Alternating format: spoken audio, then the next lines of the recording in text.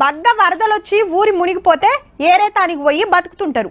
అట్లనే అగ్గంటుకొని ఇండ్లు కాలిపోతే ఏరే ఊరికి పోయి బతుకుతుంటారు. ఇంకా కొన్ని దిక్కుల ఊరుకు కీడు సోకిందనో అడ్డమైన బీమార్లు వస్తున్నాయనో మూఢనమ్మకాలతోని ఇండ్లు ఇడిచిపెట్టి పోతుంటారు. అట్లనే ఓ ఊర్ల సుత ఊరిడిచిపెట్టి వెళ్ళిపోవాల్సి వచ్చింది. అట్లని వరదలు రాలే, అగ్గంటుకోలే, కానీ ఊరంతా వెళ్ళిపోయింది.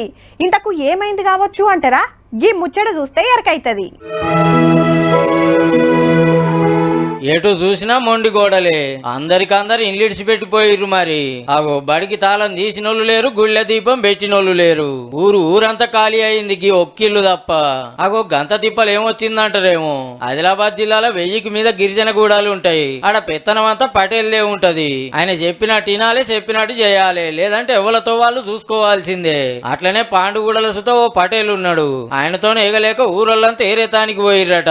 ఇంతకు పంచాయతీ ఏడ పుట్టిందంటే ఉపాధి హామీ పన్నులకు ఏదైనా పన్నులకు పోతే అది డమ్మి పేమెంట్ చేసుకొని పైసలు వాళ్ళు తిన్నారు. ఊరోళ్ళు అడిగితే ఊరోళ్ళకి రివేస్ అయ్యి అంటే దాంట్లో కొంచెం గొడవ పెరుగుతుంటా వచ్చినాక గదన్నట్టు ఉపాధి హామీ పైసలు ఏమాయా అని అడిగినందుకు మా నాయన ఇచ్చిన భూమిలు ఉండుకుంటా నన్నే పైసలు అడుగుతారా, ఒక్క రూపాయి సుతియా ఏం చేసుకుంటారో చేసుకోరు అన్నాడట. ఇట్లా కాదని గిరిజన గూడాల పటేళ్లను పిలిచి పంచాయతీ పెడితే సుత భూమి నాది, నాకు రైతు బంధు పడుతుంది, ఎక్కువ మాట్లాడితే వెళ్ళిపోవాలి అందరు ఇడికెంచి, లేదంటే జేసీబీ తెచ్చి ఇండ్లన్నీ గులగొడతా అని బెదిరించిండట.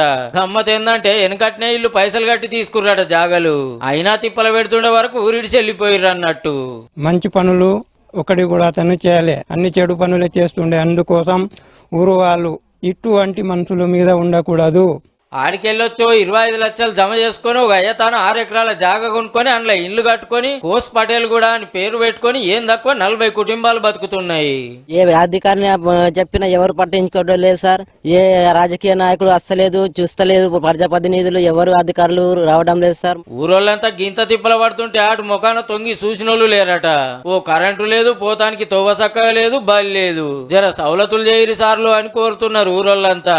మొత్తానికి పటేల్ తోని బడరాక కొత్త ఊరినే కట్టుకున్న ఊరోళ్ళ ఐకమత్యాన్ని మాత్రం తారీఫ్ చేయాల్సిందేనుల్లా.